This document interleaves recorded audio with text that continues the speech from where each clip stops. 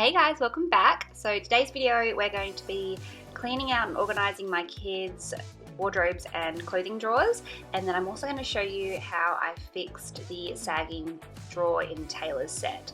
You can see here the bottom is falling out, so I fixed that now and I'm going to show you how I did it.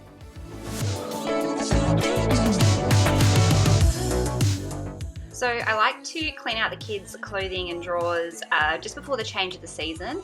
It just gives me an idea of what my kids have, what they've grown out of, and what kind of items I need to buy for the upcoming season.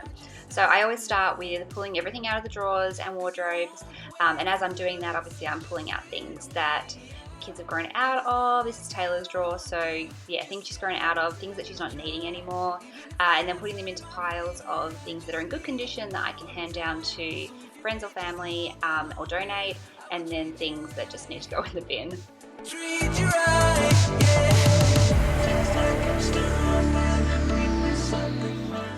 The white drawer organisers that I have are from IKEA, and I've had them for a few years now. I will link them down below, and then I've just used an old gift box for that last section down the front there. I don't necessarily use a particular style of folding. I do think what I've done there with the bathing suits is similar to the KonMari way of doing it, but I haven't necessarily gone and done her exact method. I just did what worked for the space that I've got and the things that my kids have. So that's what a top drawer looks like. That empty section is for her underwear. I just didn't want to show that on the internet, obviously. So this is her pajama drawer. This is the one that has the sagging base. So you can see it's fallen out of that little slot that it usually hooks into, and then it's just warped over time. So it's been a little while. This is the kit that I get. I get it from, I think this one was from Amazon. And it's just basically a couple of clips, and then there's a strap that holds the actual base of the drawer. So what you want to do is put the base where it needs to go, obviously, and then you screw in each of the clips. So one goes at the front of the drawer and one goes at the back. And what you're going to do is put the strap through each one, and then you tighten the strap so that it's pulling the front and the back of the drawer together, so that bottom piece can't slide out of that little nook it's meant to fit into. The kit does come with an instruction manual, but I find it helpful to see someone actually doing it rather than looking at the illustration. So hopefully this is helpful for you.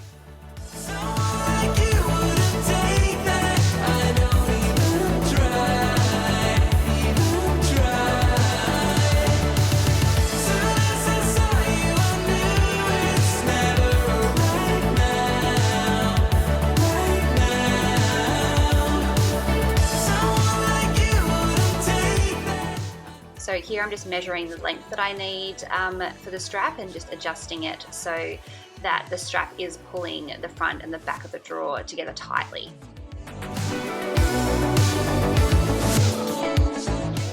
I also recommend drilling pilot holes. The instructions don't tell you to do this, but I find it much easier to do it this way, and there's less of a chance or less of a risk of the wood splitting when you try and screw in the screw.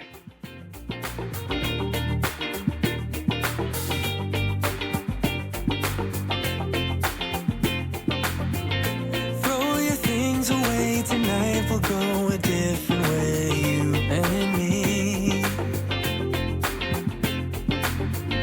Tell your friends that this might take some time and you'll be... I also haven't trimmed off the excess of the strap, and I did this because if the drawer does start to separate over time, at least you can readjust it easily that way. But you see, that solved the problem, and the drawer is back to functioning as it should. With the speed of light we cross the stratosphere.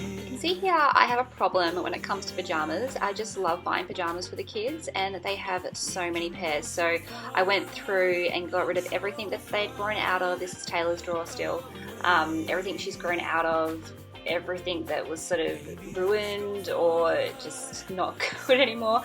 And I've only left her with still a lot of pajamas, actually, now that I'm looking at it. But yeah, I've got no excuse. I just love buying pajamas. Far away, you and me. We'll have a celebration. The drawers are so much better now. You can actually open the drawer without things getting caught. Obviously the second drawer isn't sagging anymore. It's just way better and really satisfying to see it this way. With the speed of light, we cross the stratosphere. Now moving into Taylor's wardrobe, we have these double rails in each of the kids' wardrobes. So I'm just taking everything out, giving it a bit of a clean because I don't often vacuum in there. And I'm just doing one rail at a time so it's not too overwhelming. But again, just going through, seeing what she doesn't need anymore, seeing what she's grown out of, what can be donated and what is stained or ripped or that kind of thing. What can just go straight in the bin.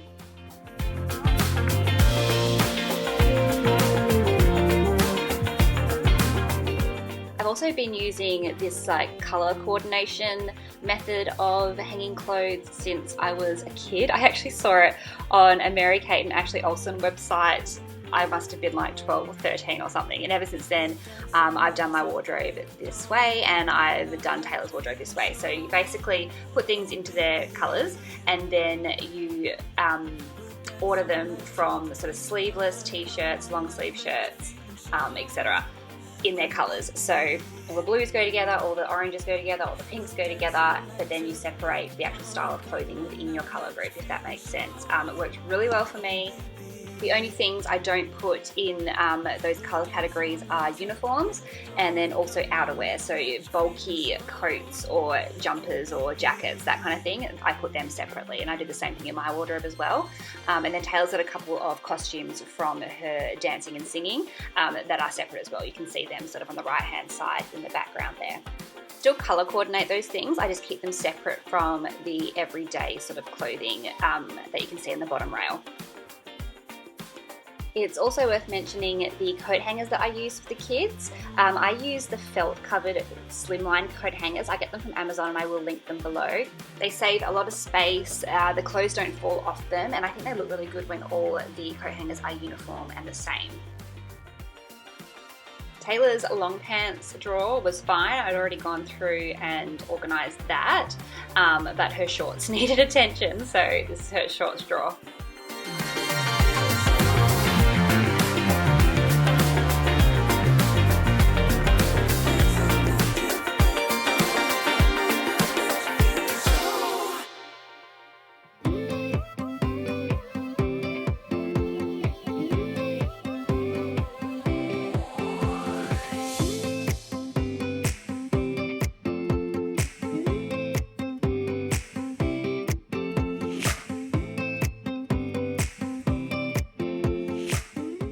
Now we're moving into Owen's room. So when you see the pile of clothing on the bed here, this was long overdue.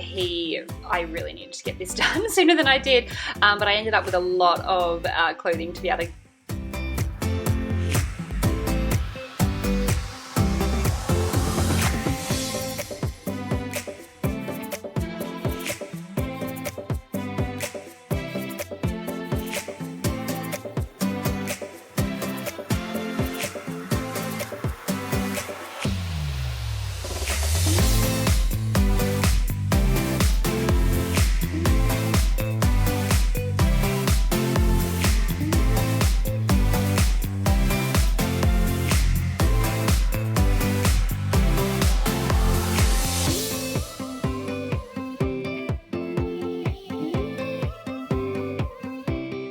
So yeah, that is my donation pile. It's huge. Not a lot went back into his wardrobe, to be honest, but as you can see here, I'm doing the same thing again, so keeping all the colours together. And then his wardrobe I do a little bit differently. I keep all his t-shirts on the top rail and all his bottom rail are all his long sleeve shirts and jumpers. And that's the other thing, you don't have to use the exact same system in every single person's wardrobe in your family, just do what works for each family member basically. But now we're moving into his drawers.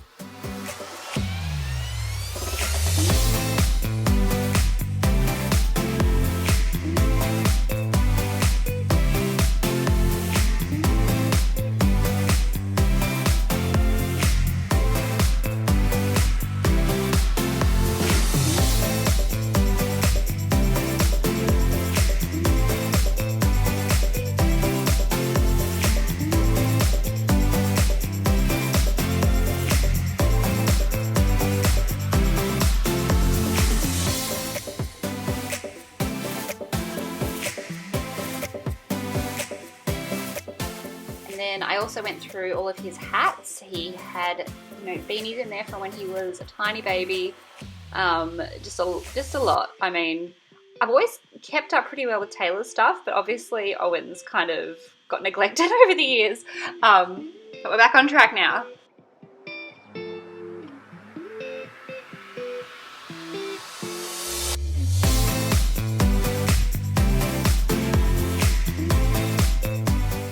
My pajama problem is obviously not unique to Taylor.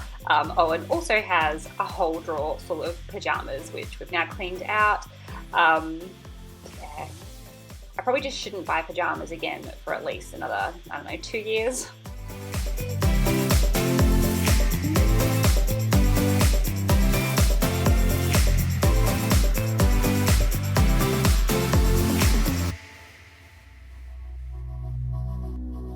So doing this really helped me to see what I do and don't need to buy for my kids for the upcoming season, which really helps with our family budget as well, because I'm not just buying crazy.